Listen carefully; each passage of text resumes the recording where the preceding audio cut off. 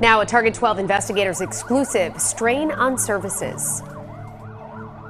We have some people that will transport 500 times a year. Data from the Providence Fire Department shows calls for substance abuse and mental health issues are among the top demands for rescues year after year. But other types of calls are also clogging up emergency resources. Target 12 investigator Alexandra Leslie joins us now with what else the numbers from the first half of the year show. In the past 6 months, Providence EMTs have responded to nearly 17,000 basic life support calls. Data shows about a quarter of those calls did not need or end up requiring transport to the emergency room. I took a ride with EMS Chief Zach Kenyon earlier this month to see for myself. When the calls for help come in, Providence Fire and EMS crews respond no matter what. We are there, we're always here. In the Providence Fire Department's 2022 annual report, data shows medical-related calls, not fires, are the top demand for service. Our name is the Providence Fire Department, but 3/4 of our run volume is EMS, it's medical aid.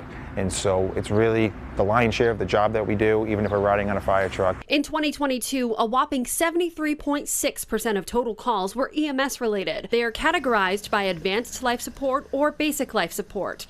EMS Chief Zach Kenyon explains advanced life support calls require more than the standard 2 people staffed on a rescue, responding to things like a car accident or a cardiac event. A basic life support call could be for less pressing concerns. Just your feet hurt? In 2022, the department received a little more than 26,000 ALS calls and nearly 8,500 BLS calls. The fire department breaks down those calls even further in its annual report, detailing what callers ask dispatch to send a rescue to versus what EMTs actually encounter on scene. There was a CNA on scene, and there was a bit of a language barrier, so it's actually not even high blood pressure, it's constipation for 2 days. Data Target 12 obtained from the fire department shows crews responded to nearly 17,000 basic life support runs from January 1st to July 10th of this year.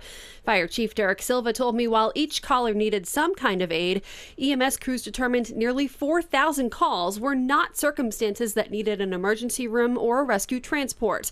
Data from the first 6 months of this year show of the nearly 17,000 BLS runs, topping the list are calls regarding alcohol use, behavioral or psychiatric disorders, abdominal pain, shortness of breath, and acute pain. In the 3-hour period Target 12 spent with a Providence rescue, we saw how BLS calls can tie up all 7 of Providence's rescues with non-emergencies. So there's a car accident on the highway, there's a person down at Regency, and we have our guys and girls tied up with a lot of the stuff that we've just seen probably still, right? Constipation, back pain after surgery 2 days ago.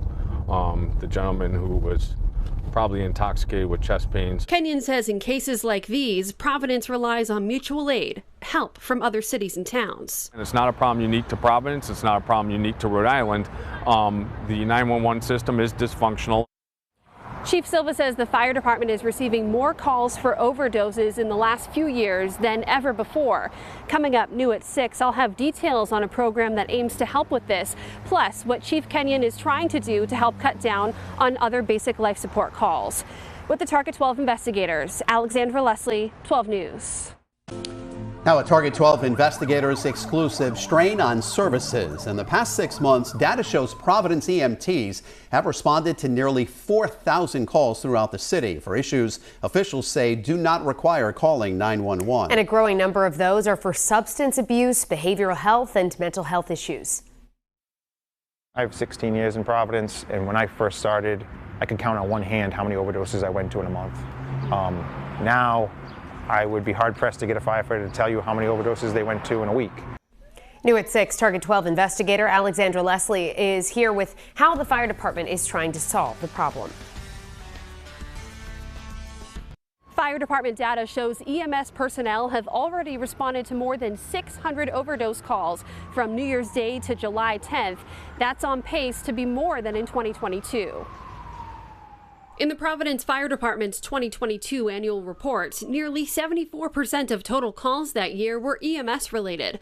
But Fire Chief Derek Silva says thousands of those calls were for issues that did not need or end up requiring transport to an emergency room. And so they rely on 911, they rely on paramedicine to take care of things that some of us go to our primary care physician for or an urgent care for. Fire department data obtained by Target 12 shows 609 basic life support runs from New Year's Day to July 10th this year were for overdose or drug ingestion. The door was wide open, he was slouched over, so we went in. Bystanders gave 0.4 Narcan. Data from the Rhode Island Department of Health shows the number of drug overdose deaths statewide has been on the rise since 2019, largely because of a more lethal drug supply. The numbers are still staggering.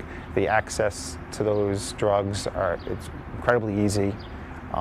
And we're seeing that the amount of Narcan that we need to administer to combat those overdoses is rising. The fire department's Paired initiative links an EMT and clinician from addiction treatment provider the Providence Center together to respond to mental health related calls, using SUVs instead of rescues to respond when possible.